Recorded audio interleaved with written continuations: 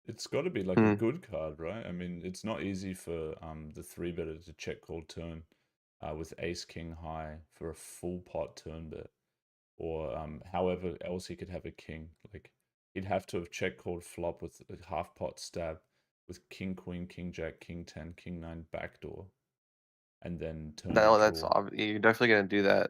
Yeah. And then once you have the backdoor, you're not folding the turn. Yep. I think ace king can call twice here. Even you just so I think king does actually Really? favor Kayhan slightly. Wow, that's sick. Because it's not that hard I for mean, it's Flushie just to possible. bang off a king, right? Like a lot of his bluffs could just have a gutter and a king, or even just like a king queen, king jack hand with one diamond.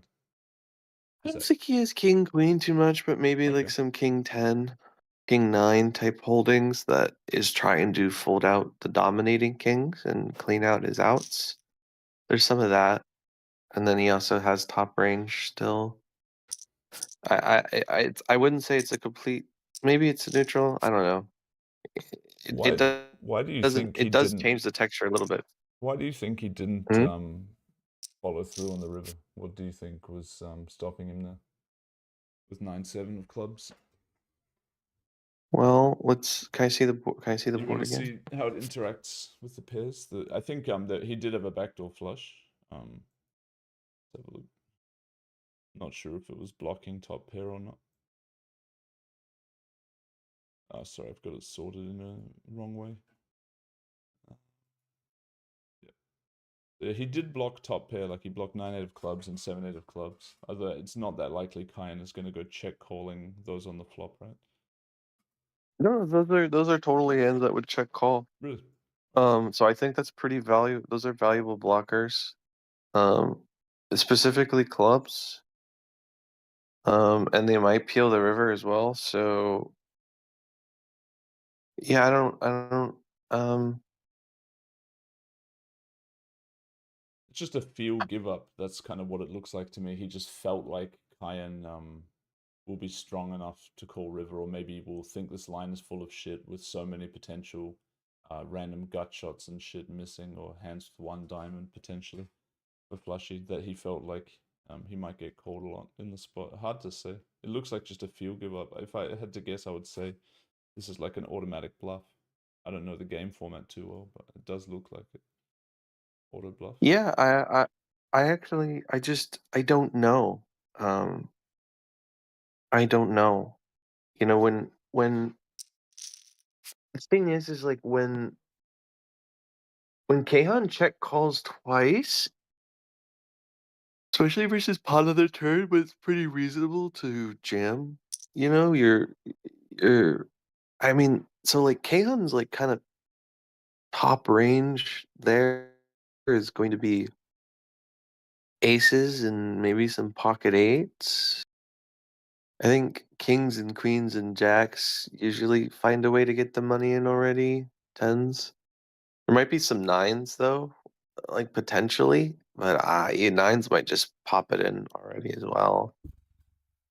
Um, so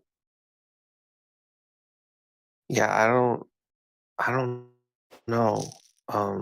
So then it's like, okay, how is Flushie structuring his bluffs here if he's not taking that? Did he just decide to roll and then didn't roll? I don't know. Does Flushie want to have something that I don't see how his hand's a bad like I don't it doesn't really block folds, you know, like 10-9 doesn't call the turn, and then like there's no like ace 7 of clubs doesn't really call the turn either, so and pocket sevens might call, so that's not really blocking folds either, so I don't know. Um yeah, I don't see how his hand is really a bad bluff. And I don't know what would be a better bluff. Yeah. Um, Someone in the chat says that he thinks that Kyan's timing on the turn may have been a reason Flushie gave up. He says that Kyan called fast. He says Snap called the turn. To me personally, I'd be yeah. curious what your thoughts are here. When somebody snaps the turn, I just always want to rip it down their throat on the river. It's such a statement of weakness, to snap call the turn, don't you think? Mm, it depends on the player. I don't really fucking I don't I don't read into timings at all, actually, when playing anyone I consider to be good at poker. Yeah, I sure. just I just I really I just don't care. And I also don't know It is a leveling uh game that you might misread if you start doing that. But like, say you're talking about like yeah, live poker, right? And you're playing against live some poker fish, and he check actually snaps you on the useful. turn, right? Yeah, generally from a level 1 perspective, when someone snap calls, they have like some kind of draw, and if they're not paying attention, they have some kind of hand that like fairly clearly doesn't want to Go all just in. wants to call. And like, yeah, and then there's like also like they want to call fast so they look strong, Exactly. That's you like the know? basic level of the snap call. I think it often ends up Yeah. doing that. These guys, by the way, are resetting the table due to deposit stuff, I believe. So they've just restarted on the second. Oops, I shouldn't have done that. Which one's the show table? Okay, this one. One sec.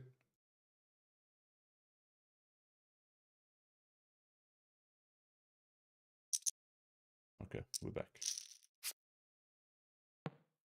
I'm thinking about that hand, the 9-7. Yeah, I assume that. I mean, it could be. It might be an exploit. How deep were they? Was it like 300 big blinds deep? Or no? No, no, No, no. they were 200 to It start. it 200 was to start. 60K to 60K on the river. No, it was So it's 50, 150. 50 into 60.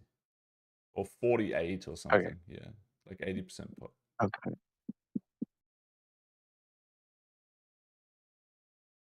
Lon So. asks, what are the current results between the two? At the start of this session, Flushie was up 6.5, 7 buy-ins. The session swinging a bit. Flushie was up at the start, Kayhan winning some back. I think if I had to guess, I would say Flushie up about 1.5 buy-ins this session. Sorry, you go on. About the 9-7 hand. No. Yeah, no, it's just interesting. I'm wondering if Flushie is exploiting or trying to exploit Kayhan there, and like thinks that Kayhan's check call range is just always going to check call the river, or like check calls the river too much. Yeah, I think Flushie is he plays a shitload of live as well. I think he's a bit of a feel man. Like his backbone is Mm-hmm. feel man.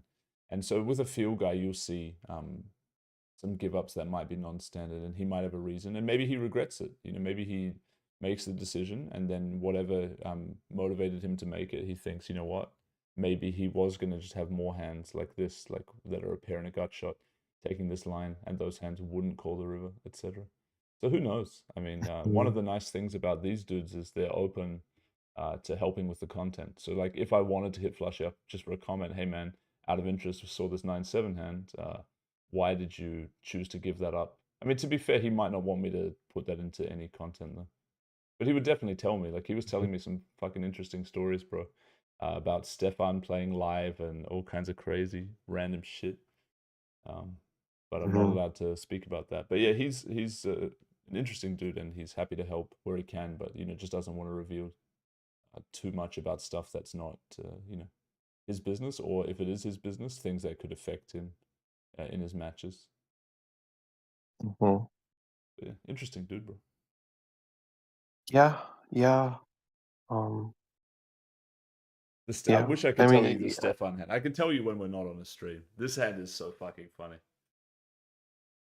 yeah, I believe you. I'm still thinking about like his turn size and stuff. Like, it's a little on the large side, It's you massive, right? know. That's why I was surprised when you were saying Ace King calling twice. It's like, bruv, you're drawing dead with Ace King like a decent amount of the time, It's Mm, a painful yeah, call on turn. yeah. Yeah, it's usually not that bad of a call, believe it or not. Especially like if you know if you're blocking a lot of the value range actually with ace king. You're blocking. I mean, if you especially like king eight suited, it's just like king eight and ace eight is a big part of that range. When you bet that large, Hmm. um, you do find that you don't really want to fold two cleaned overs very often. Also, like you know, Flushie size there is not really theory. So I wonder if Flushie's kind of trying to cheat size his way out. And like so basically he decides that turn is where he's going to bluff and he's going to choose that size and try and get enough bluffs on the turn and then over give up the river.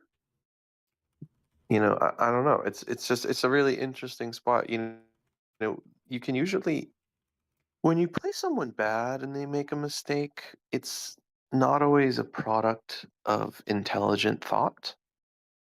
But when someone as good as Flushy makes a mistake or something that you disagree with, let's say not even a mistake, it's always really interesting to think about why. Um, and that's where you're going to find them. You're going to find the player in in the decisions that either you or the solver disagrees with. Um, and for me, this spot is like, okay, he gives up the river and he uses a turn size that's pretty large. I don't know if he knows that he doesn't actually really want to bet the turn with his hand very often, You but mean it's not a big deal. because trapping over pairs are pure check shoving, or what's the reason for not wanting to barrel that?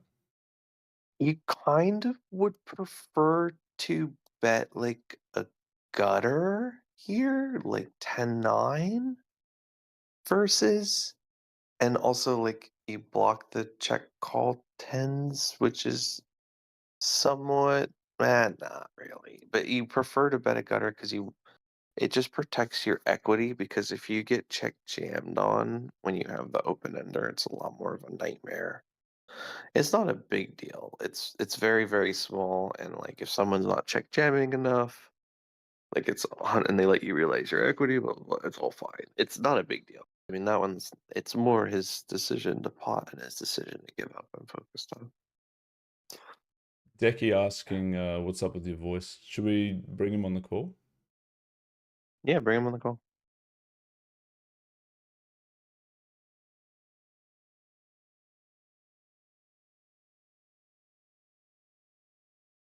Okay.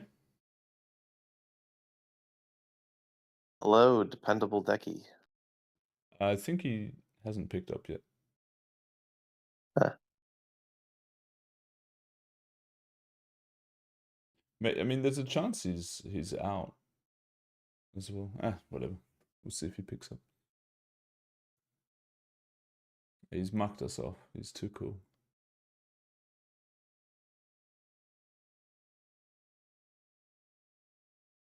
Yeah, right. Now, do you know what it is regarding my mic to the guys who were trying to help me fix it and stuff?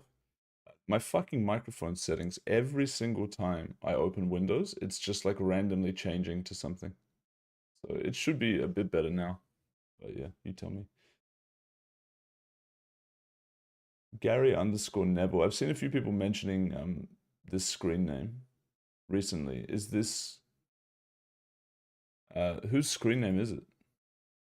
Is it Kayhan's? Is it Flushie's? It's not Flushie's, right? Do you know who Gary Neville is?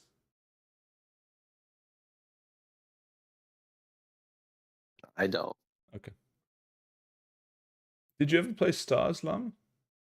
It wouldn't have been available for No, you, right? When you were starting out with poker. no, I never did. What about the WSOP site? Did you get much volume in there, like on your come up? Yeah, I got a few thousand hands. I played a lot of heads up. When I went to Vegas, no one knew my account, and so I would I'd play some heads up versus some guys. Some 2-5, some 5-10, 10-20. You know how it goes. I think I'm up like 17K on the site, and that's it. Beautiful. Oh yeah, someone wanted me to ask you earlier about high stakes MTT. If you have any interest, basically, in entering that section of poker, like live high stakes MTT. Yeah, I do. Not really right now. I think that's like kind of like in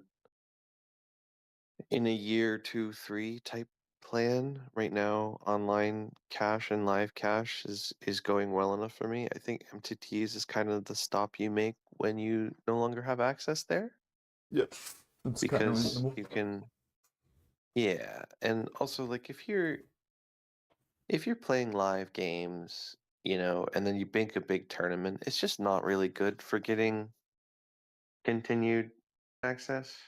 But you got to get your business career fully off the ground, and then it's great. You're the businessman who binked the live tourney. Just come to Splash. Yeah, well, Problem yeah, solved. I'm not quite there yet.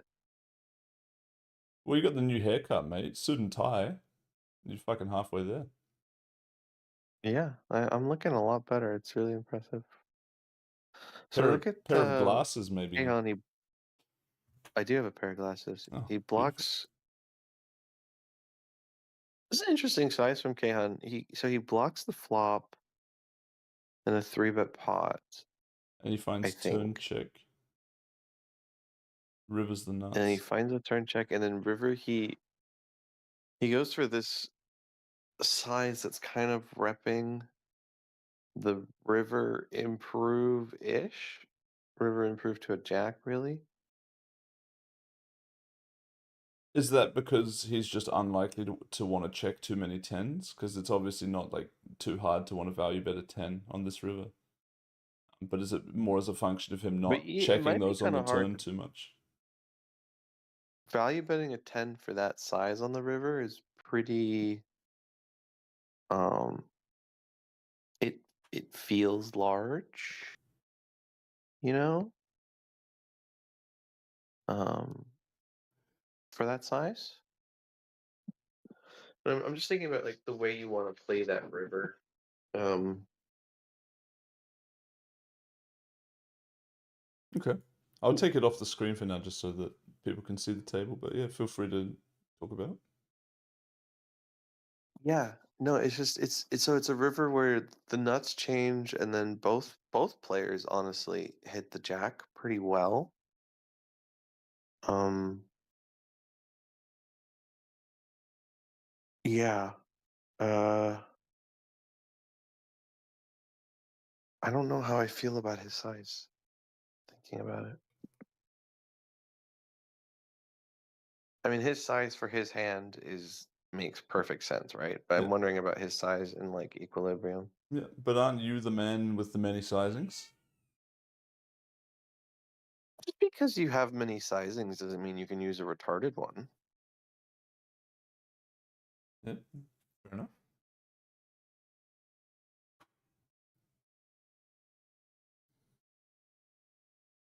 Going too small there feels kind of trash though. Like if you're trying to put a lot of pressure on like a flopped bottom or middle pair or a pocket pair, etc. Like Hmm. could be easy to overbluff the river if you're giving him like 3-1 or more. So I don't know. I don't mind just like optically something more like half pot, which that was obviously a little bit larger than. But it depends. Are we repping a 10? Are we repping you know, pocket nines? It's probably getting a little bit too thin. Like if we're going down. So I can see why you're suggesting a block bet could be useful with our range. Would you have preferred, out of interest, to see an even larger bet with what he had than what he did, and have like two main sizings on the river where you're blocking and you're potting or whatever? Or what Yeah. would you do there? Um, I'm really, really interested. I'm really thinking, and it's like, okay, well, you have your jams. You want some jams on that river, I think. And then the rest of your range is like, do you connect with that jack hard enough that we can now construct a B66 jack range? You know, is that real life? I don't know.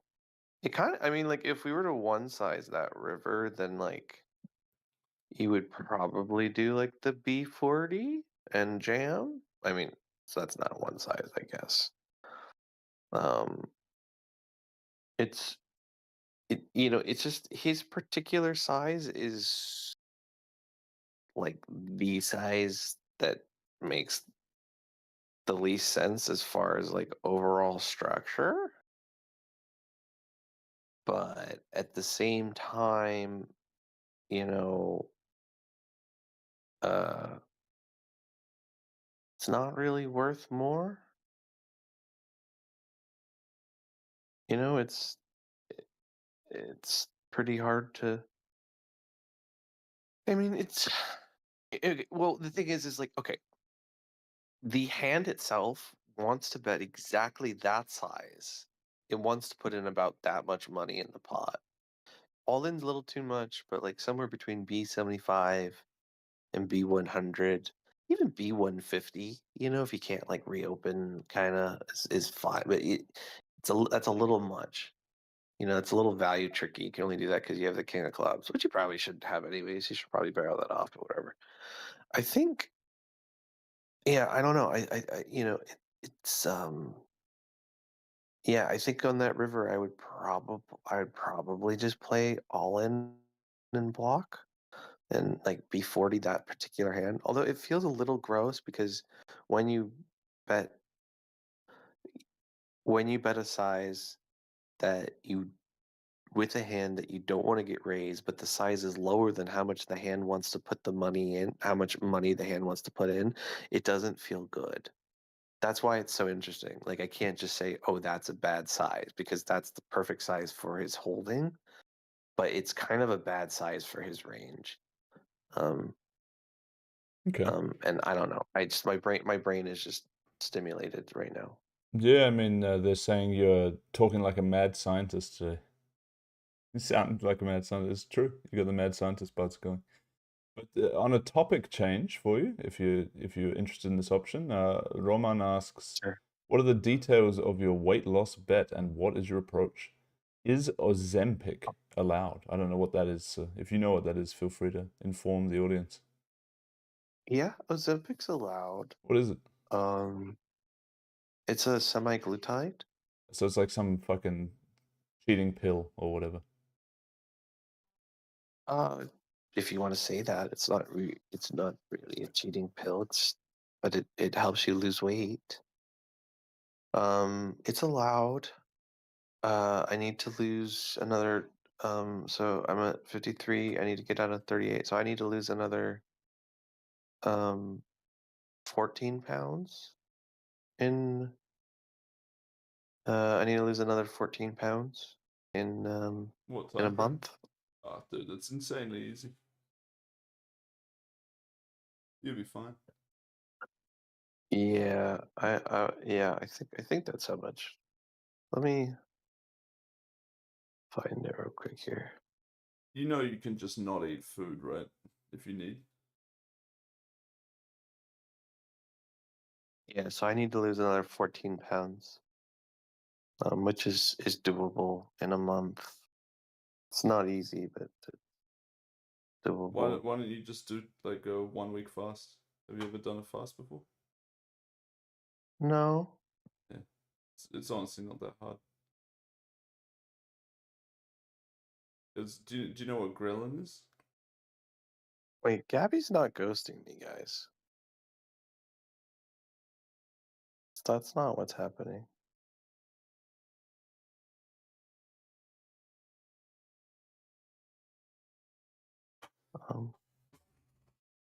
What was the question? Do you know what ghrelin is? No. Okay, it's a hormone produced by fat cells, which is what makes you feel the feeling of hunger. So, like, if you do a fast, Oh. you stop producing ghrelin. Like, it depends on the person, but usually 3 to 4 days. into a fast, you won't produce ghrelin anymore. So it becomes easier basically. But you do need to do stuff like inject getting yourself some basic electrolytes like through salt. Otherwise, you'll get muscle cramps and shit. Flushie rips River with the Okay. nuts, and the trap of AA is no good. Kayhan with a min tank check ball of top Sis. The pretend to want to consider folding that's never actually folding line. Let's double check that we're correct about the action. So basic 3-bet pot. Kayhan traps flop. Check, check, turn. Kayhan goes for river trap. Flushie finds it and 2x pot rips. Kayhan small tank and pay. What's the bad beat? Any thoughts on that?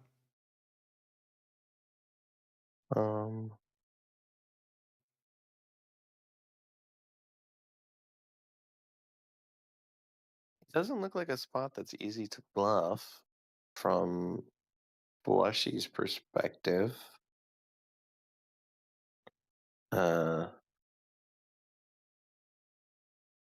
Yeah. So it goes. Wait. So what's the flop Half pot action flop. again? Half pot flop. I believe. So Kayhan half pot flop. Oh, he check calls half pot. Yep. So Flushie has his Yes, flop and then stabbing range. check, Flushie check, could have turn. a bunch of random like 6-7 of hearts and stuff, no?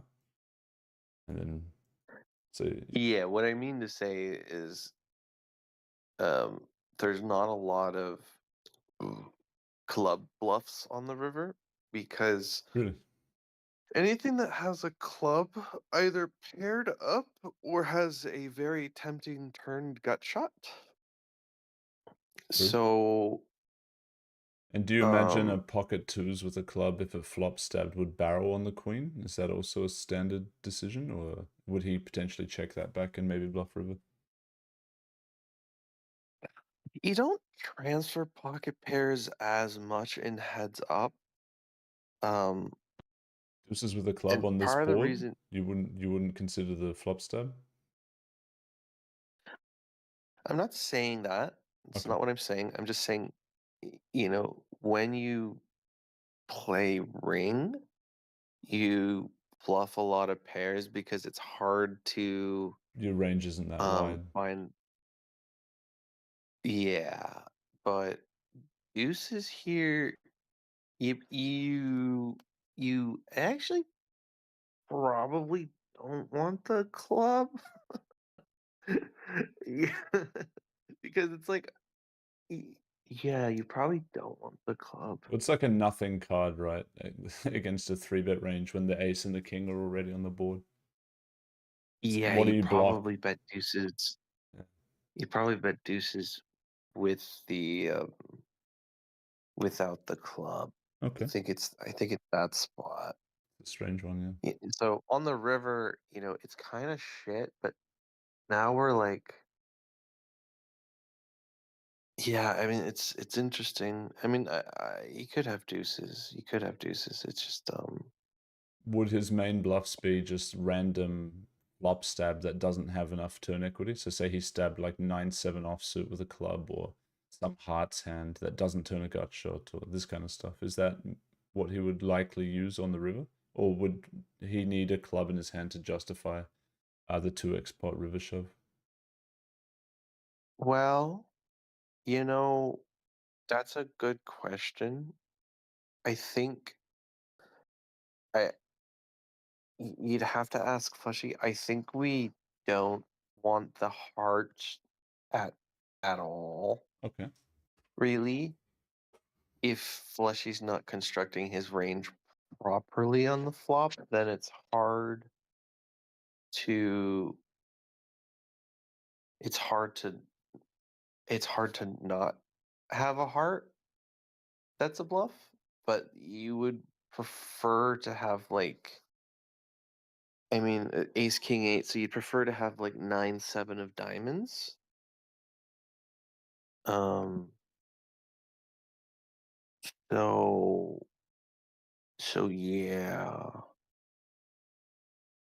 Um and then like, yeah, you prefer to have like just the dog shit undercard type holdings like the 4-3 of spades, 4 deuce of spades, 9-7 of spades. Those are the kind of bluffs you need to have. And it is an interestingly hard river to bluff. And it's also deep enough that our set isn't really a value catcher, you know? Like maybe it is, but not really. And then like turn is just like all the natural river bluffs is gonna be like the ones that feel good and make sense is gonna be like 10 of clubs, 9 of diamonds, and 9 of clubs, offsuit 10, you know? But that might just take turn enough. Yeah. And then like maybe like some weird like queen 10, queen jack type. But like no one finds those. I don't even know if I find those. I don't think I find those. I Is don't know that if because you those are just have so. too much showdown against like jacks, tens, nines with that check call on flop? What's Yeah, against the 8, and it's like, okay, well, you know, yeah, and so like you're not really. Yeah, it might even be a merge. It's not really a merge, but it's yeah. I think you win too much, and so part of the reason you're doing that is like just some solver fuckery. It's uh, you can't really fold. R8's good enough in Flushie's shoes heads up to Jam River. well, I he'd have to mean, check back turn, which is a tall task on this board. yeah, you're not checking back 8s on the turn ever, but like the thing is like, are they good enough? Kind of. Yeah, I mean they're kind of good enough, but you don't really have them. Did you catch there was another pot that went down as well? I'll try and sort it properly. One sec.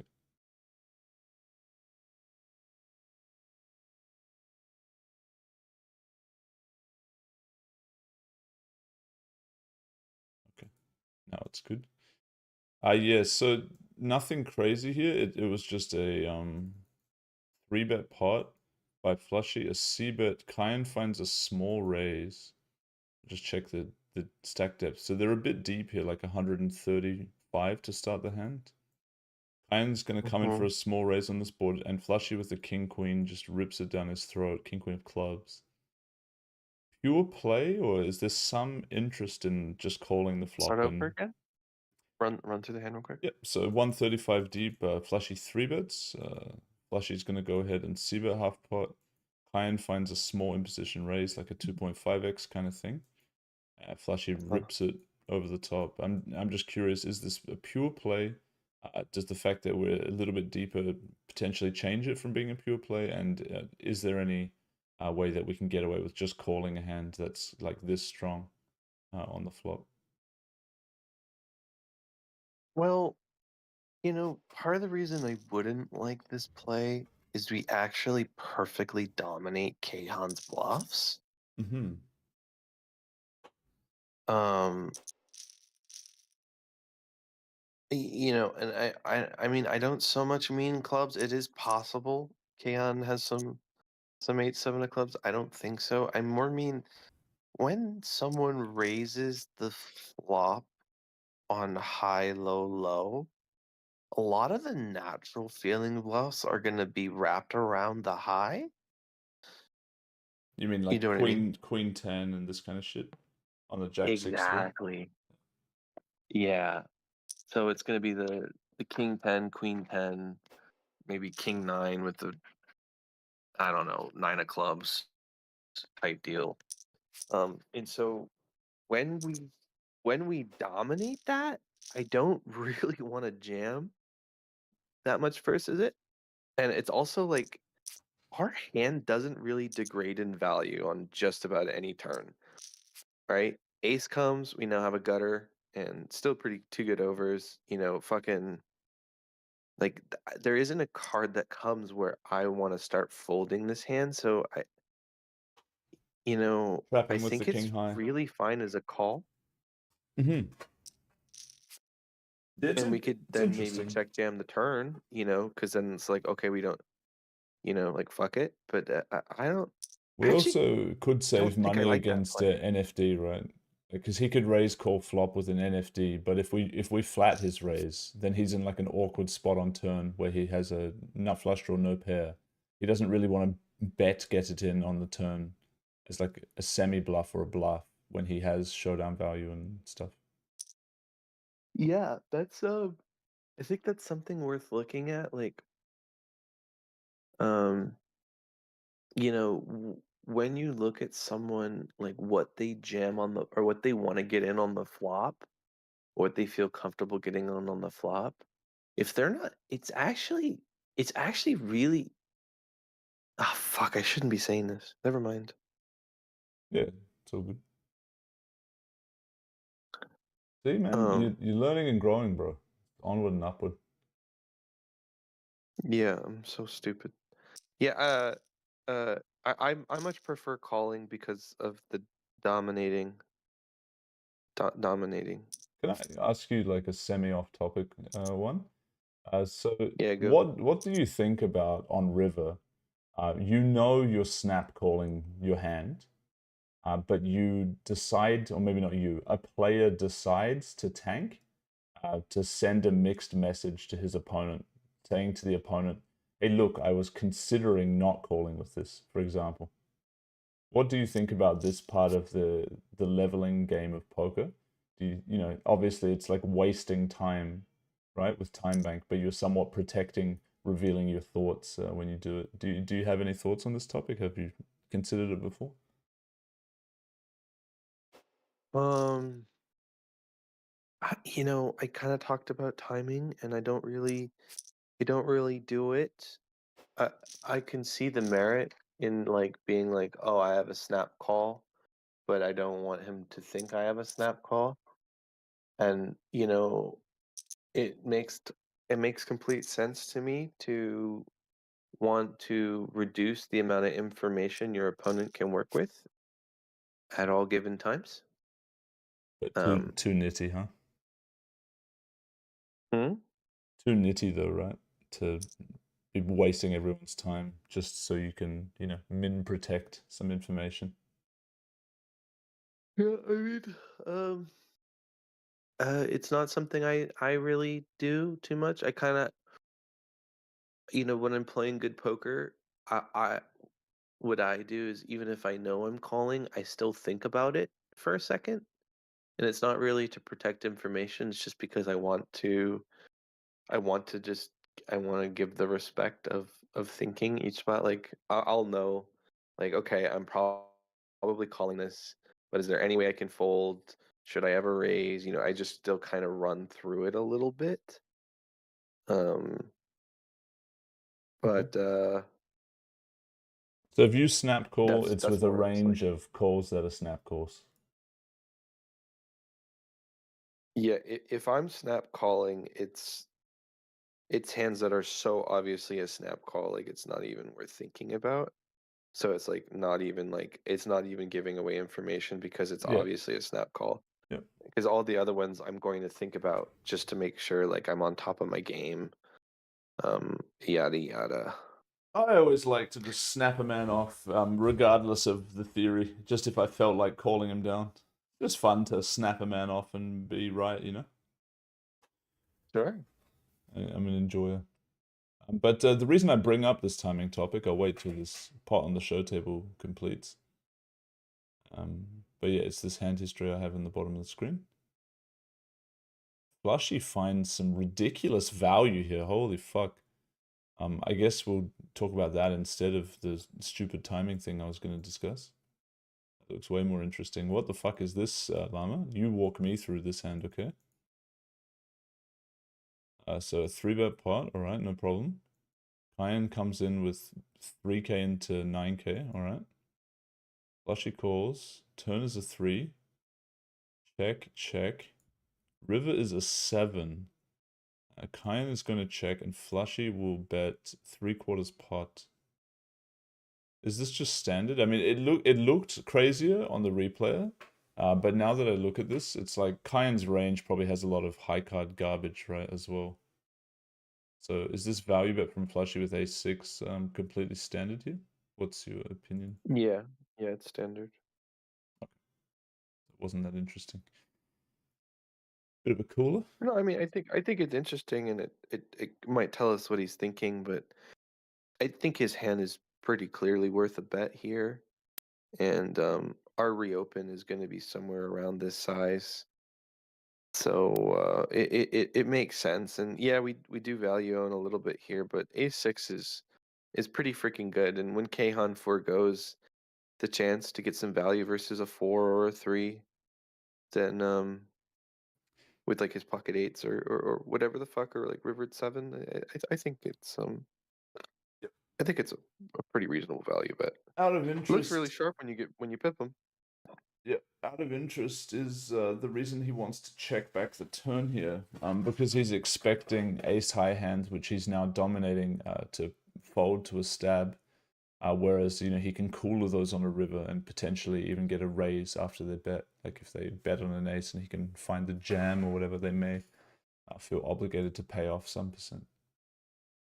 Yeah, I mean, I did kind of talk about how ace highs actually still have to call the turn. I don't know if Kayhan's doing that or not, but like if you B75 here, like ace king, ace queen, like those are still going to peel, at least at mixed frequency. So you're not giving up too many coolers by Okay. by betting, and you actually, it is really nice to clean out like the 10 through king overs. Yeah, sure. So I think it's entirely reasonable to continue betting this hand. And it's entirely reasonable to not. So whatever. And yeah, I'll show this other hand. Guess it was this thing. Yeah. We'll let this pot conclude. It looks like they dropped one table. I'll just check the lobby if they, yeah, they dropped one table. I'm assuming this is based on Kayhan account balance. The one thing though is if we do barrel the turn, it I was thinking, oh, it's an easy check fold, but it's actually not, because there's going to be a lot of pair plus straight draws that we might be ahead of that might check raise, like Oh, okay. 5-4 or 4, what, something like that, 6-5. So it actually does put us in an awkward situation if we bet and we get jammed on. So maybe that's part of it. I don't Yeah. know. That's a consideration now that I'm looking at it. I wonder if he thought about that. That'd be very interesting if he did. Yeah, I'm watching Kayhan play. He seems like he's playing well. Actually, he's running bad, but he seems like he's playing pretty decently. Does that put some fear in your heart when it comes to playing him? Absolutely. I need a good quote for the retroactive content video, mate. So gotta hit you with the occasional surprise comment. Check this out. Let's give us your thoughts on this one. So this is what brought me to make this timing line of questioning with you. But yeah, so we see a single raise pot, Flushie flatting from the big blind, Kayhan c-bets, Flushie calls, that's an 8, check, barrel, call, and river's a 10, check. What is that, 75%, 80%, whatever. Flushie tanks for a while and calls. Kayhan has a bluff, and Flushie has an 8 and a 6, which I'm just assuming is a snap call, but potentially I'm wrong here, and giving it No, a it's little not a tank. snap call. Okay. Yeah, well then my whole line of questioning was off topic. Like, look, man, the only time there's a snap call is, one, if your opponent has bluffs, and two, you beat value, or you at least chop with some value. That's the only time there's a snap call. And like you don't beat enough value that you want to re-raise. So this is a very reasonable tank call. I'm a little curious about Kayhan's sizing. I don't. You think it's too small? Or like put it. Maybe this is a good question to start off the sizing topic. Is if Kyan's here on the river and he's gone c-bet flop, single raise pot, barrel turn. On the river, what would he like to bet ideally? Like, what is the value of a jacks through aces kind of hand?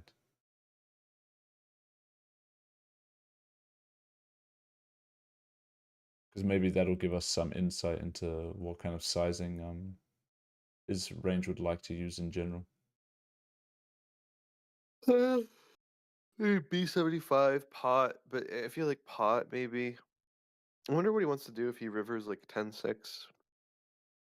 Does he want to value bet a 10? Why on You know, earth it's would he not value bet a 10? um Oh, look, Kyan got stacked again. Can you sit oh, in your... poor guy. Right, they're sorting this out. Oh, but if he leaves the tables, he won't be able to sit new, I don't think, unless he was already sitting. So they might have just punted. I think they might have quit. No, but I think he I think this comment is recent. Maybe I'm wrong. No, that might comment's be not recent. that might be GG. Okay. Okay. Hey man, at least the coverage lasted the correct amount of time. Yeah. Sorry, I don't know anything about Hold'em. It's just when I see this river and this sizing, to me this just looks like alright. This sizing. What am I getting? Like 1 point whatever to sorry 2 point whatever to 1. I have an 8, I have a 6. Like I block value. I have a pair that's reasonably high up in my own range. This river is not easy for me to hit whatsoever. Yes, my opponent can hit this river, but if I look at my own range, like I'm already going to have like ace high with gut shots and other types of trash. I'm already going to have a bunch of 4s. That's a tough spot. And 8 feels like one of the strongest hands I can have. So to me, this is like a turbo snap versus a min sizing like this. If he was like betting like over pot, fine. You know, maybe thinking about it makes some sense. What But did Kayhan bet on the turn? it's a good question. I think it was a 2/3, 3/4. What is that? 27 into 38, 2/3. Okay. Yeah, I mean, yeah, well, you know,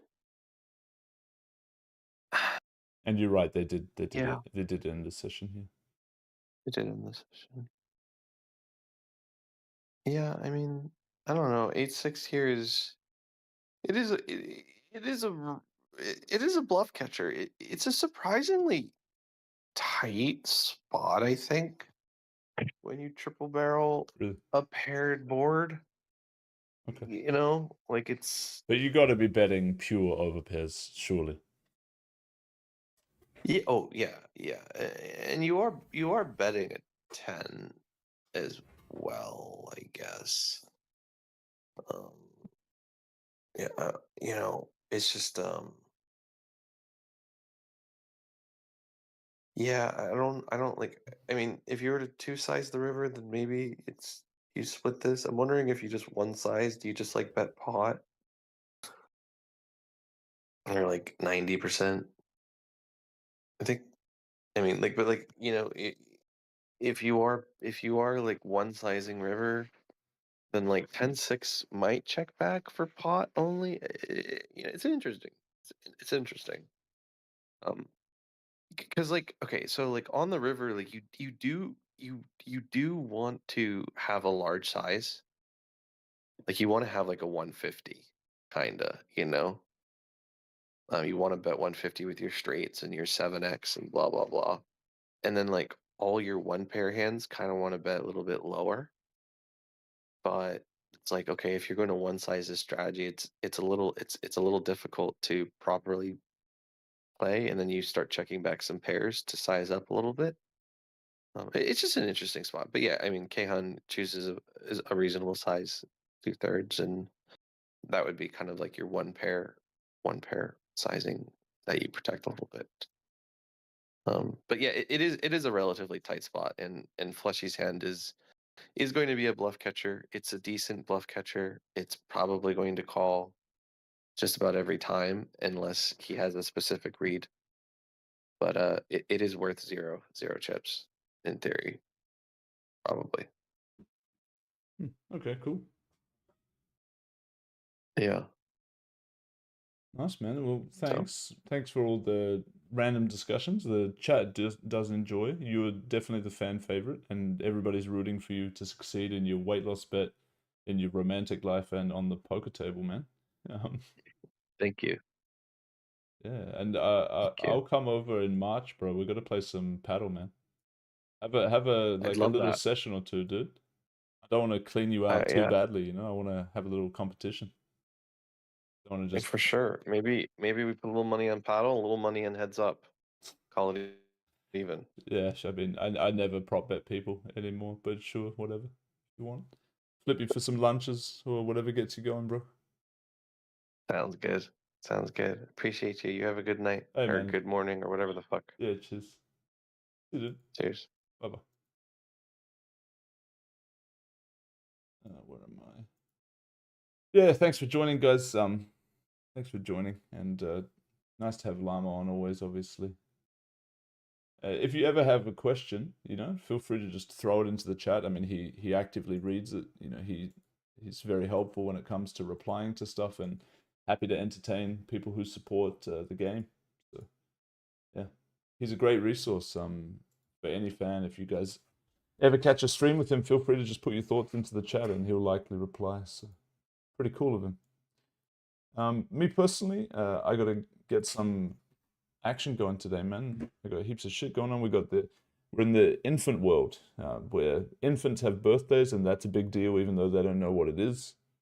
The parents like to, you know, show off their kids and shit. So you got to show up and give them some sort of, I don't know, toy or clothes. So I need to figure all this kind of crap out today, and then we got to make a move on that. But yeah, catch you guys on the next one.